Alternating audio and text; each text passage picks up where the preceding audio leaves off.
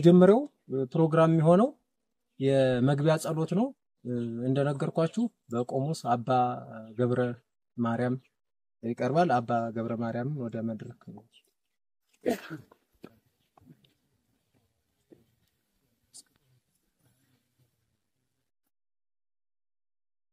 ፍቅርን በእኔ አመለካከት በአራት መንገዶች ይመለከተዋል።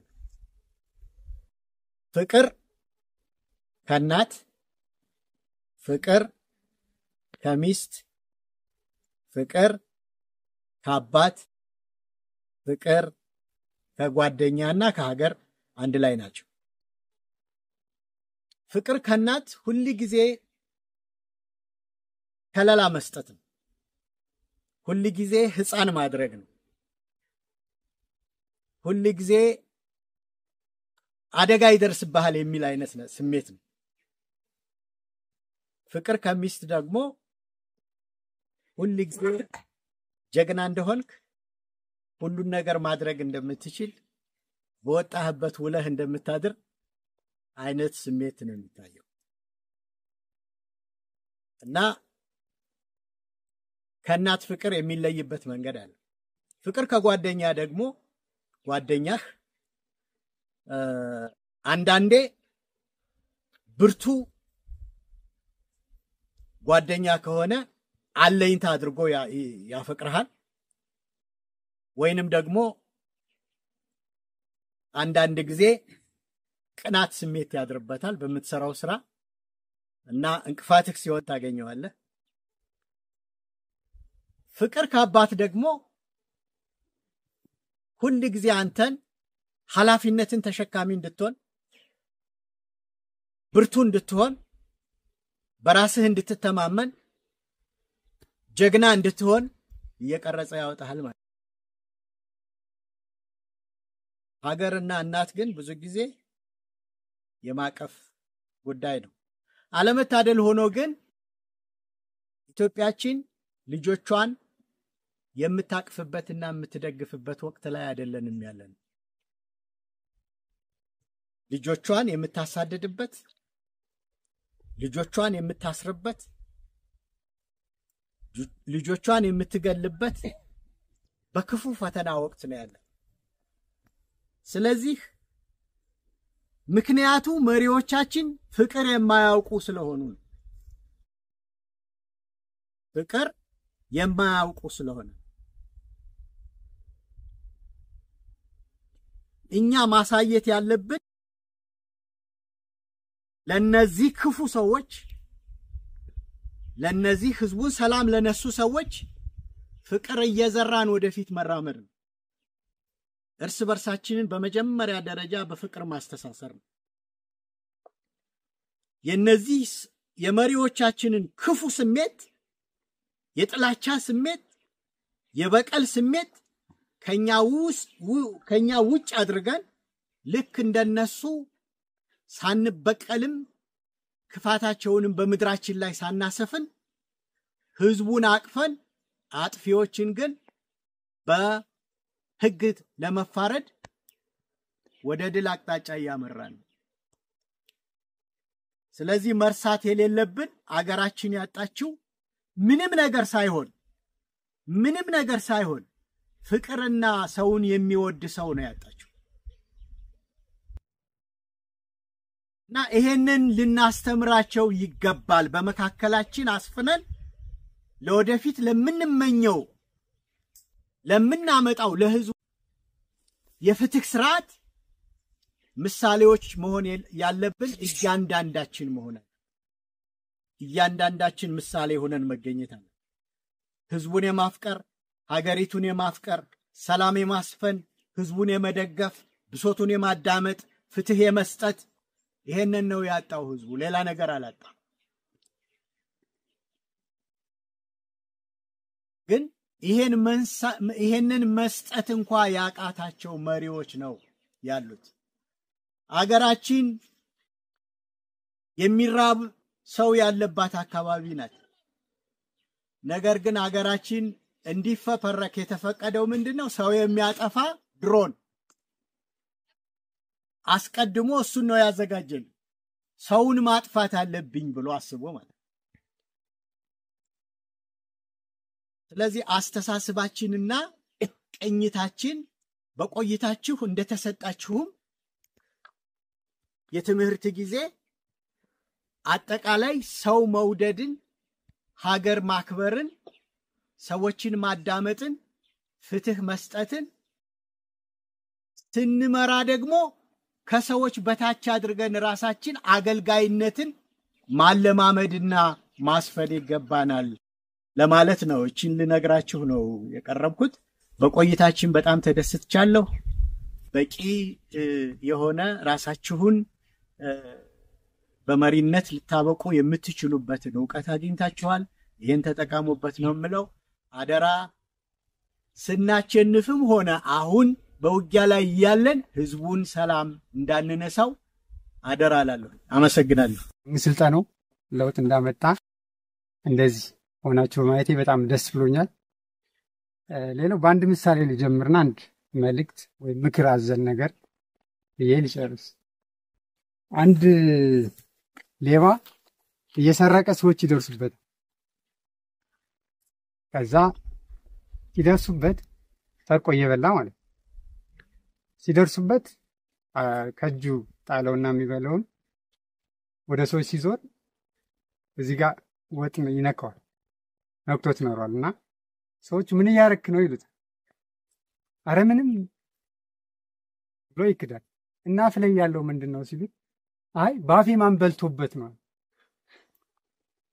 እና ሰዎች በተፈጥሯችን ጥፋታችንን አናምንም።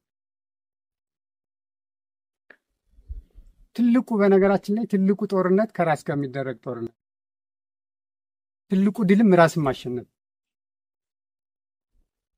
ራሳችንን ካሸነፍን ምንም ያቅተን ነገር የለም፣ ምንም ማለት ነው። እና ብዙ ጊዜ አይታችሁ ከሆነ ሁላችንም በሚባል ደረጃ ጥፋታችን እንደው ትንሽም ቢሆን ለድሉ እንዳበረከት ነው ሁሉ ላሉት ችግሮችም ለእያንዳንዳችን አስተዋጽኦ አበርክተናል ያምናል፣ በትንሿም ቢሆን ማለት ነው። ስለዚህ ያቺ እኔ ያበረከትኳት ችግር ምንድነች ብለን መመርመር አለብን ራሳችን ወደ ራሳችን ማለት ነው። ከዛ ነው ደግሞ ወደ ሌሎቹ እንሄዳለን። ትንሽዬ ወይ ሚጥጥዬ ይጓለች እኔ ስተቴን ብናገር እኔ ስተቴ ነው ብዬ ማምን ሰዎች እንደዚህ ይሉኛል፣ ሰዎች እንዲያረጉኛል የሚል ይጓለም እንደ ሰው ማለት። ስለዚህ እሱ ማሸነፍ አለ፣ ራሳችንን ማሸነፍ መቻል አለ። ለእያንዳንዱ ችግር እንደው በትንሹም ቢሆን እንዳልኳችሁ አበርክቶ ይኖራል። ለድሉ ማነው ለትግሉ በምናበረክተው ልክ የሚፈጠረው ችግር መሪዎች ስለሆነ ሁላችን መሪዎች ስለሆነ ለሚፈጠረው ችግር ምን አለ ትንሽዬም ቢሆን አስተዋጽኦ እናበረክታለን። ስለዚህ ያንን ዞር ብለን እኔ ለዚህ ችግር ምን አበርክቻለሁ ብለን ወደ ራሳችን ማየት አለብን። ከዛ በኋላ ነው ከሌሎች ጋር ሌሎችን ማረም የምንችል። እኛ ሳንታረም ሌሎችን ማረም አንችል። ስለዚህ ብዙ ጊዜ እጃችንን የትኛውም ቦታ ሄዱ ብዙ ቦታ ላይ እናገማግማለን፣ እኛም ተገምግመን እናገር እና ማንኛውም ሰው እኔ ጥፋቴ ነው ብሎ ያመነ ሰው እስካሁን አይቻልም። ሁሉም ራሱን ንጹህ አድርጎ ንጹህ በቃ ጻድቅ ሆኖ ሰዎችን ምን ሲል ነው ሲተች ምን ሲል ነው የምታዩት? ሁሉም ማለት እኔ ሰርቻለሁ እኔ ለዛ ጥፋት ምን አበርክቻለሁ ብሎ ራሱን ያየ እስካሁን አንድም ሰው አላየም። በቃ ከእንዲህ አይነት ነገር እንውጣ። ችግር ይኖራል፣ በዛ ችግር እኛም ትንሽ እያበርክቶ ይኖራል። ያችን ችግር እንቅረፍ፣ ሌሎችን ደግሞ እናስተካክል። ትግል ሲደረግ አይደለም እንደዚህ የአብዮት ትግል ራስን ለማዳን ህሉና ለማረጋገጥ በሚደረግ ትግል ላይ ሁሉም ነገር አልጋ ባልጋ ሁሉም ነገር አልጋ ባልጋ የሚሆን ትግል የለም። ችግሮች ይኖራሉ። እነዛን ችግሮች ከኛ ጀምረን ለነዛ ችግሮች ምን ሰርተናል ራሳችንን ገምገም ሌሎችን ማስተካክለን ለተነሳንበት ዓላማ ከዳር መድረስ አለብን። ህዝባችንንም ማዳን አለብን የሚል መልእክት ነው ያለኝ። ስትሄዱ እንግዲህ ከዚህ እንግዲህ የቆያችሁበት እንትን አለ። ስትሄዱ የምታገኙት በፊት የነበረው ላይሆን ይችላል። ለሚያጋጥማችሁ ነገር ሁሉ በብልሃት ሰከን ብሎ ማየት ከስሜት በመውጣት ያለውን ነገር መጋፈጥ ያስፈልጋል ብዬ ነው ማለት ማሳባብ የምፈልገው። አመሰግናለሁ። የአማራ ፋኖ ብሔራዊ ኃይል ምዕራብ ቀጠና ቴዎድሮስ እዝ ምክትል ፖለቲካ ዘርፍ ኃላፊ የሆኑት ፋኖ ግሩም ምሳሌ ወደ መድረክ መልእክት ለማስተላለፍ ወደ መድረክ። ኦኬ፣ እንዴት ናችሁ? እንዴት ሰነበታችሁ? ሰላም ነው አይደል? እንግዲህ እንደምታውቁት ትግሉን ከጀመርነ በቀላሉ ወደ 2 ዓመት ከ2 ወር አካባቢ ላይ ነው የምንገኘው። በዚህ ቆይታ ውስጥ እናንተ ከዚህ በነበራችሁበት ጊዜ ከነበረው የትግል ሂደት እጅግ በጣም በተሻለ ነገሮች ሁሉ ቅርጽ ይዘው እንደባለፈው ሆኖ እንደማይጠብቋችሁ ተስፋ አደርጋለሁ። ምናልባትም ባለፈው ስልጠና ላይ ስናወራ ቀይ መስመር ብለን ያስቀመጥናቸው ነገሮች አሉ። አንደኛው ህዝብ ነው። እንግዲህ ይህ ህዝብ አጠቃላይ እስከ አሉት እምነቶች፣ እሴቶች፣ ታሪኮች አጠቃላይ ባህሉን ጭምር የህዝባችንን በቀይ መስመር አይተናል። ሌላው ተቋማችን ነው። ተቋማችን ቀይ መስመራችን ነው። ሌላው የወጣንለት የትግል ዓላማም ቀይ መስመራችን ነው። ከዚህ ባለፈም በየደረጃው ያሉ መሪዎች ቀይ መስመሮቻችን እንደሆኑ ተነጋግረናል። ስለዚህ እነዚህን ቀይ መስመሮች እንዲጠብቋቸው፣ ሌሎቹን እንዲጠብቋቸው ስትሄዱ በስራችሁ እነዚህን መሰረት አድርጋችሁ እንዲሰሩ ማሳሰብ ፈልጋለሁ። ምናልባት በተቋም ሂደት ላይ አንድ ተቋም ካለ ለበት ዓላማን ለማሳካት የሚንቀሳቀስ የሰዎች ስብስብ ተቋም ነው ብለን ተናግረናል። ስለዚህ ተቋም እስካለ ድረስ መጠያየቅ አለ ማለት። ነገ ከነገ በኋላ እናንተ ከዚህ ወጣችሁ ወደ መደበኛ ስራችሁ ስትመለሱ ሌሎች ቅድም ካልኳችሁ ቀይ መስመሮች ውጭ የወጡ ወይም ስርዓት የጣሱ አካላት ካሉ ደግሞ ከዚህ መጣው ታርመው ይወጣሉ። ምክንያቱም ይሄ ያንድ አብዮት ወይም መንግስት አከል ተቋም እየመሰረትን ስንሄድ እንደዚህ አይነት ነገሮች የግድ እንደሚጠበቁ መረዳት መቻል ይኖርብናል ማለት ነው። ስለዚህ እኔም ሆነ እናንተ ነገ እነዚህን ቀይ መስመሮች በጣስነ ጊዜ እዚህ ተመልሰን ልንገናኝ እንችላለን። እነዛን ነገሮች ትኩረት አድርገን እንድንሰራ ወንድማዊ ምክሬን ማስተላለፍ ፈልጋለሁ። ምናልባት ተቋማችን ለወደፊቱ እንዲሆን የምንፈልገው ማንኛውም በተቋሙ ውስጥ ያለ ታጋይ ከህዝባችን ከተቋማችን እና አጠቃላይ ከትግሉ ዓላማ በታች እንደሆነ የሚረዳ ተቋም ነው የሚመሰረው። ከህግ አንፃር እናንተና እኛ ስንቀርብ እኩል ፍትህ የምናገኝበት ተቋም እንዲመሰረት ነው እናንተም እኛም መትጋት መቻል ያለን። ምክንያቱም በተቋም ውስጥ መጠየቅ ከሌለ እንኳንስ አብዮት ላይ ነውና በሌሎች ትንንሽ ተቋሞች ላይም መጠየቅ ከሌለ አይችልም፣ ዓላማውን ማሳካት አይችልም። ስለዚህ ሁሌም ስትሄዱ ልክ በአማራነታችሁ እንደማትጠራጠሩት ሁሉ መርህ ላይ ሆናችሁ መሞገታችሁን እንዳትዘነጉ ማሳሰብ ፈልጋለሁ። ምክንያቱም ተቋማችን ብዙ የሰው ኃይል ይፈልጋል፣ እጅግ በጣም ብዙ የሰው ኃይል ይፈልጋል። እንደተባለው የምናባክነው ምንም አይነት የሰው ኃይል እንዲኖረን አንፈልግም። ስለዚህ መርህና አማራነትን ይዛችሁ ወደ ትግላችሁ እንድትሄዱ ማሳሰብ ፈልጋለሁ። በተለይ የአማራ ህዝብ ፍትህ አዋቂ ህዝብ፣ ህገ ልቦና ያለው ህዝብ፣ በህግ አምላክ ካለ ማንም የማይነካው ህዝብ፣ ልብ አድርጉልኝ ካለ ምስክር የሚቆጥር ህዝብ ልጆች ነን። እንዲሁም ምንድነው በአግባብ ከሄደችው በቅሎዬ ያላግባብ የሄደችው ጭብጦ የሚል ማህበረሰብ የወለደ ልጆች ነው። ከዚህ አንፃር እናንተ ስትሄዱ እጅግ በጣም በህይወት ተሞክሯችሁ ያገኛችሁትን በስልጠና ያገኛችሁትን አጠቃላይ ትምህርት እንድታስተላልፉ እንድትኖሩትም እንፈልጋለን ማለት። ከዛ ውጭ ምናልባት ይሄ በክፋት በሴረኝነት በምቀኝነት ብዙውን ጊዜ ትግላችን እየጎተተው ያለ ክፋት፣ ምቀኝነት፣ ሴረኝነት ነው። እነዚህን ነገሮች እጅግ በጣም እየታገልን ቅኖች ሆነን ለለውጥ ራሳችን እንድናዘጋጅና የበለጠ ተቋማችን ዘመናዊ አድርገን ነገ ከነገ ወዲያ በሌላ መድረክ ስንገናኝ ሁሉም በተሻለ ቦታ እንድንገናኝ ተስፋ አደርጋለሁ። ለዚህም እንድትዘጋጁ ማሳሰብ እፈልጋለሁ። በዚህ ትግል ውስጥ መገፋፋቱን እንቶ ምንድነው የሚባል አባባል አለ። አንድ ጣትክን ወደ ሌላው ስትዘረጋ ሌሎች ቀሪ ጣቶች ወደ አንተ ነው የሚያመለክቱት ይባላል። እናንተም ወደኛ ጣታችሁን ስትዘረጉ እኛም ወደ እናንተ ጣታችን ስንዘረጋ አንዱ አንዱን እየገፋ ትግሉን እየረሳ ነው። ስለዚህ በጋራ ሁላችንም የሚበጀውን ሐሳብ ለትግሉ እያዋጣን ተቋማችን የኛ እንደሆነ ተቋማችን እየጠበቅን ተቋማችን ሊያፈርስ የሚመጣ ማንኛውንም ሐሳብ ሳንቀበል ወደፊት መራመድ እንፈልጋለን።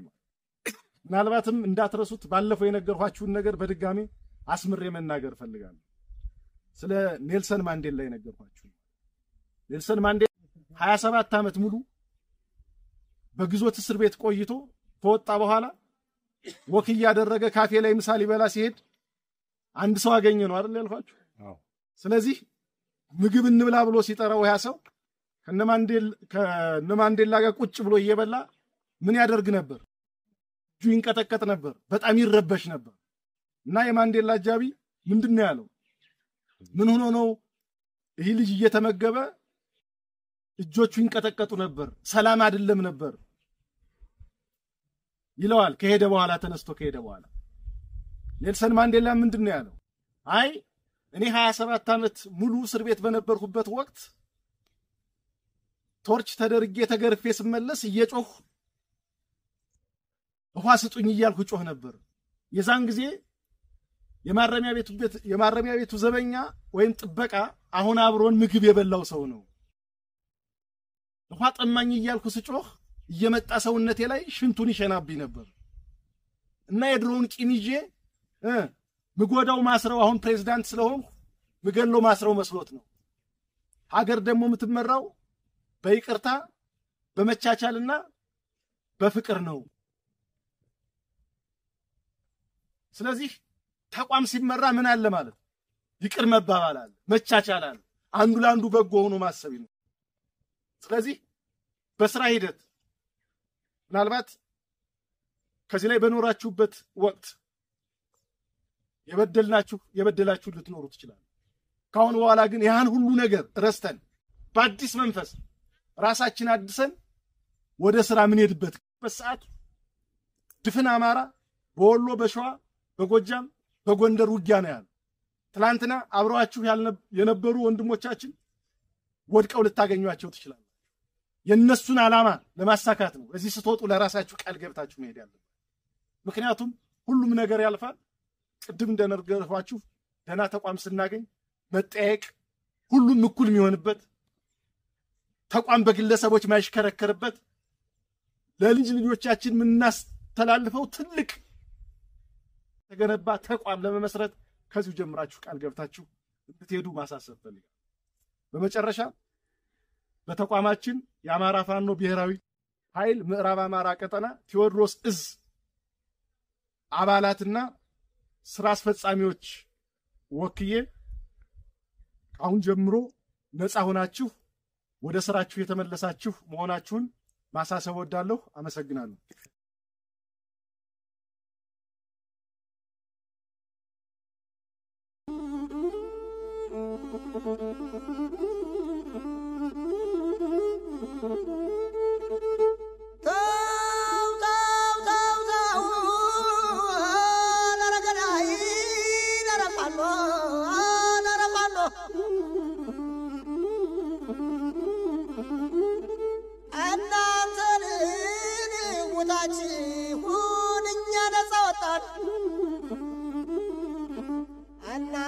ተሰዳችሁን እናንተ ታስራችሁን እኛ ነፃ ወጣን።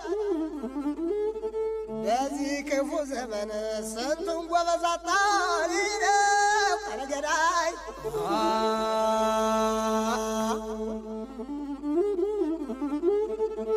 ልብ በይ ኢትዮጵያ፣ ልብ በይ ሀገሬ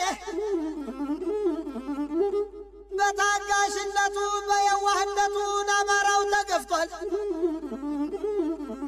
ሰሚ ዳኛ ጠፍቶ ከሀገሩ ወጥቷል ወጥቷል።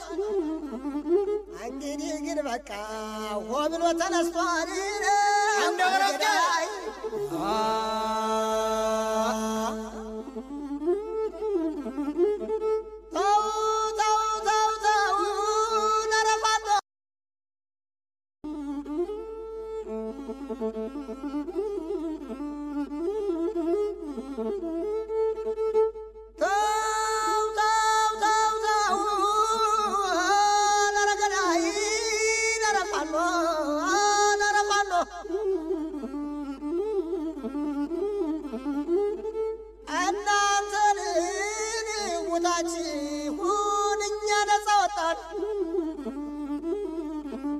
እናንተ ተሰዳችሁን እናንተ ታስራችሁን እኛ ነፃ ወጣን ወጣን።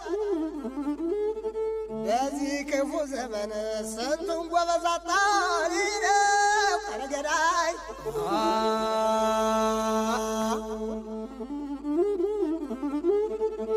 ልብ በይ ኢትዮጵያ ልብ በይ ሀገሬ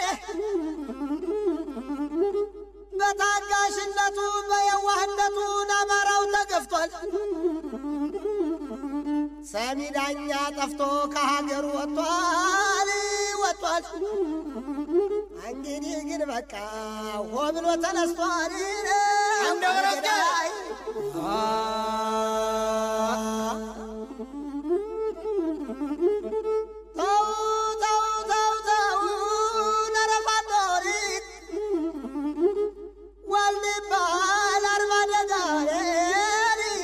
ታረሰ ዋልድባ አርማደጋ ገዳሙ ታረሰ